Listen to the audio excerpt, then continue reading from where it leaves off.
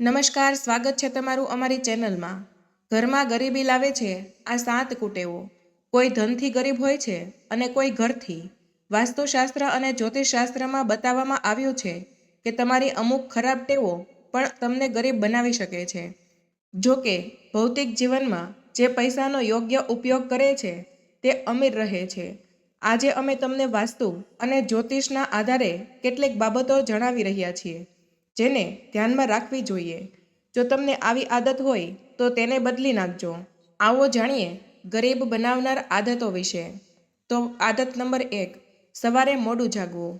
જે લોકો ઘણીવાર આધુનિક દિનચર્યાનું પાલન કરે છે, રાત્રે મોડે સુધી જાગે છે અને સવારે મોડે સુધી સૂવે છે, આવી આદતને શાસ્ત્રોમાં ખોટી માનવામાં આવે છે અને આમ કરવાથી ચંદ્રગ્રહ અશુભ પરિણામ આપે છે। તેનાથી માનસિક તણાવ અને સ્વાસ્થ્ય સંબંધિત સમસ્યાઓ થઈ શકે છે। વહેલા જાગવાથી સવારે વ્યક્તિના મનમાં નવા બદલાવ અને ઉન્નતિના વિચારો આવે છે, જે આગળ વધવામાં મદદ કરે છે। ગરુડ પુરાણ મુજબ જે લોકો મોડા સુધી ઊંઘે છે તેઓ તમામ પ્રયત્નો કરવા છતાં તેમના જીવનમાં પૈસાની તંગીનો સામનો કરે છે। શું તમે જાણો છો કે આવું કરવાથી લક્ષ્મીજી ગુસ્સે થાય છે અને ઘરમાં ગરીબી આવવા લાગે છે? નંબર 2, ખાલી ડોલ। બાથરૂમમાં ખાલી ડોલ રાખવાથી ઘરમાં નકારાત્મક ઉર્જા આવે છે। જો ખાલી ડોલ હોય તો તેને ઊંધી મૂકો। નંબર 3, એઠા વાસણો। રાત્રિના સમયે રસોડામાં એઠા વાસણો ક્યારેય ન મૂકો। રસોડામાં બગડેલા વાસણો રાતોરાત છોડીને રસોડાને ગંદુ રાખવાથી દેવી લક્ષ્મી ક્રોધિત થાય છે, ગરીબ બની જાય છે અને ગમે તેટલી મહેનત કરે પણ આવા ઘરમાં પૈસા ટકતા નથી। નંબર 4, ઘણીવાર એવું જોવા મળે છે કે કેટલાક લોકો જ્યારે ચાલતા હોય ત્યારે તેમના પગ ખેંચે છે। જ્યોતિષ શાસ્ત્ર એવું માનવામાં આવે છે કે એવું કહેવામાં આવ્યું છે કે આ આદત વ્યક્તિ ખૂબ જ ખોટી હોય છે। વ્યક્તિના લગ્ન જીવન પર તેની ખરાબ અસર પડે છે। એટલું જ નહીં, પરસ્પર ઝઘડાનો સામનો પણ કરવો પડી શકે છે અને ઘરમાં ગરીબી રહે છે। નંબર 5, સ્ત્રીઓનું અપમાન। ચાણક્ય નીતિ અનુસાર જે લોકો સ્ત્રીઓનું અપમાન કરે છે, તેમની પત્નીનું સન્માન કરતા નથી, તેમના ઘરમાં દેવી લક્ષ્મી ક્યારેય વાસ કરતા નથી। તેથી જો તમારે પૈસા જોઈએ છે તો સ્ત્રીઓનું સન્માન કરતા શીખો। જે ઘરોમાં સ્ત્રીઓનો અવાજ હોય અને તે ઘરની બહાર જાય છે તો તેવો પરિવાર દુઃખી થવા લાગે છે। નંબર 6, ટપકતો નળ। ઘરમાં નળના ટપકવાથી પણ તમારી બરકતમાં બાધા આવી શકે છે। શાસ્ત્રો અનુસાર ઘરમાં નળના ટપકવાથી ધનની હાનિ થાય છે। નંબર 7, સાંજના સમયે ખાટી વસ્તુઓનું દાન કરવું। સાંજે કે રાત્રે કોઈને છાશ, દહીં અને અથાણું જેવી ખાટી વસ્તુઓનું દાન કરવાથી માતા લક્ષ્મીજી ઘરેથી ચાલ્યા જાય છે। સાથે જ સાંજે મીઠાનું દાન પણ ન કરવું। નંબર 8, આખો દિવસ તેમની આંગળીઓ અથવા તો ગરદનના હાડકાને મચકોડવાની આદત।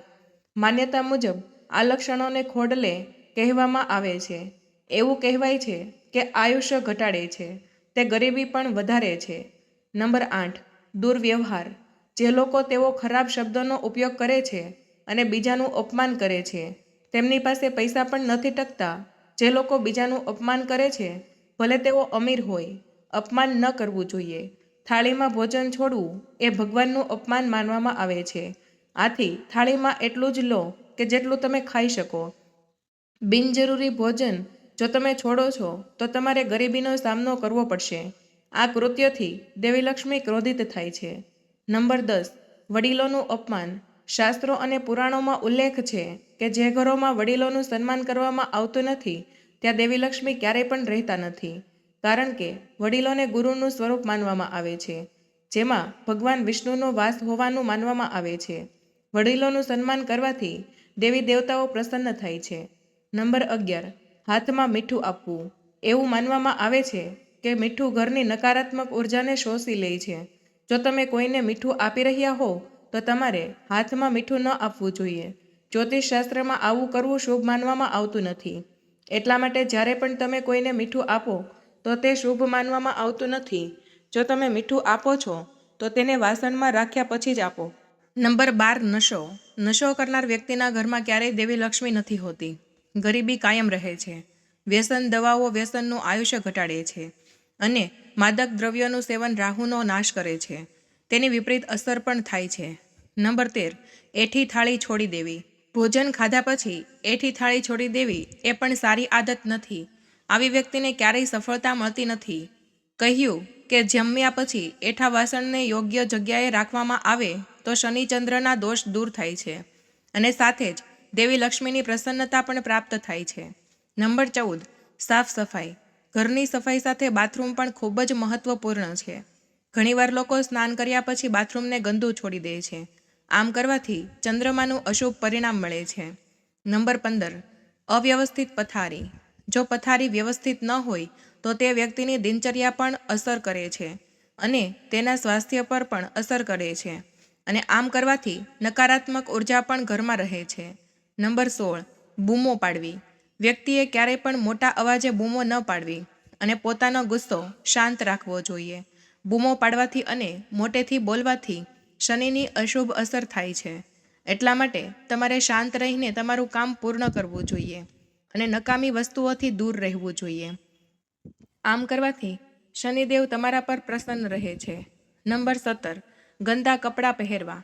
ગરીબી એવા લોકો સાથે પણ રહે છે જેમને સ્વચ્છતામાં રહેવું ગમતું નથી. ગરીબી જીવનભરનો સાથ બની રહે છે. જે લોકો નિયમિત સ્નાન નથી કરતા, દાંત સાફ નથી કરતા, ગંદા કપડાં પહેરે છે, ઘર સાફ કરતા નથી, તેની બધી જ સંપત્તિ રોગોની સારવારમાં વેડફાઈ જાય છે. નંબર 18, જે લોકો બીજાની ખામીઓ બતાવે છે.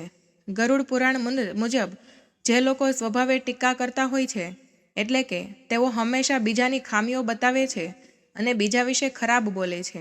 બિનજરૂરી ટીકા કરવા પર દેવી લક્ષ્મી તેનાથી નારાજ થઈ જાય છે. નંબર 19, બીજા પર બૂમો પાડવાનો સ્વભાવ હોય તો પણ જીવનમાં દરિદ્રતા આવે છે. નંબર 20, જરૂરિયાત કરતાં વધુ ખાવું. આચાર્ય ચાણક્યના મત મુજબ જે વ્યક્તિ જરૂરિયાત કરતાં વધુ ખાય છે તે ક્યારેય અમીર બની શકતો નથી અને આવા લોકોના ઘરમાં ગરીબી રહે છે. આ ઉપરાંત જે વ્યક્તિ વધુ ખાય છે તેનું સ્વાસ્થ્ય પણ ખરાબ રહે છે. નંબર 21, જે લોકો સતત મહેનત કરવાનું ટાળે છે.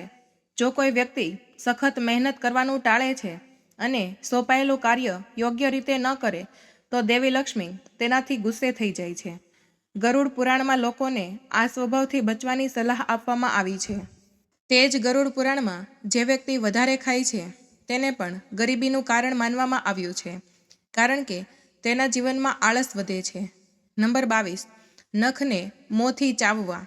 નખ ચાવવો એ આત્મવિશ્વાસની તૂટવાની નિશાની છે અને તે ખરાબ આદત પણ અનેક રોગોનું કારણ બની જાય છે. જ્યોતિષના દ્રષ્ટિકોણથી જોવામાં આવે તો નખ કરડવાની આદતને આ રીતે વર્ણવવામાં આવી છે. ખરાબ આદત અને આદત જે વિનાશને આમંત્રણ આપે છે. આ આદતને કારણે જન્મકુંડળીના ગ્રહો ખરાબ અસર આપવા લાગે છે.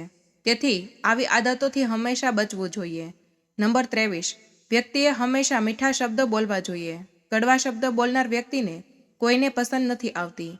દરેક વ્યક્તિની વાતચીતમાં બીજાને નુકસાન પહોંચાડે છે. આવા વ્યક્તિના કોઈ મિત્રો હોઈ શકતા નથી અને તેના દુશ્મનોની સંખ્યા દિનભર વધતી હોય છે. નંબર 24, બિન આરોગ્યપ્રદ આહાર લેવો. જે લોકો બિન આરોગ્યપ્રદ ખોરાક ખાય છે તે હંમેશા નાદુરસ્ત રહે છે. જો તમારે અમીર બનવું હોય અને ગરીબીમાંથી મુક્તિ મેળવવી હોય તો તમારી ખાણીપીણીની આદતો બદલો અને તમારી જીવનશૈલીમાં તંદુરસ્ત ખોરાક, કસરત, યોગ વગેરેનો સમાવેશ કરો. સંગઠિત રીતે પોતાના કામમાં વારંવાર ઉતાર ચઢાવનો સામનો કરવો પડે છે. ખાસ કરીને ઘરના મુખ્ય દરવાજાની સામે ચંપલ ક્યારેય ન રાખવા જોઈએ. આપણે તેને પહેરવાનું પણ ટાળવું જોઈએ. ફાટેલા ચપ્પલ પહેરવાથી પણ ઘરમાં ગરીબી પણ આવે છે. નંબર 25, ખરાબ લોકો સાથે મિત્રતા. જો તમે ખરાબ લોકો સાથે મિત્રતા નિભાવતા હોય અને જો તમારે તેને ઉઠો બેસો તો છો તો ચાણક્ય નીતિ અનુસાર આવા લોકો ક્યારેય સફળ થતા નથી અને હંમેશા ગરીબી જ રહે છે. ગરીબીનો સામનો કરવો પડે છે. નંબર 26, પગ હલાવવાની આદત. જ્યોતિષશાસ્ત્રમાં બેસતી વખતે પગ હલાવવાની આદતને ખૂબ જ અશુભ માનવામાં આવે છે. આવી સ્થિતિ વ્યક્તિની માનસિક નબળાઈની નિશાની છે અને કુંડળીમાં ચંદ્ર નબળો થવાથી તે વ્યક્તિને શિકાર બનાવે છે, તણાવ દૂર કરે છે અને ઘરમાં ગરીબી આવે છે.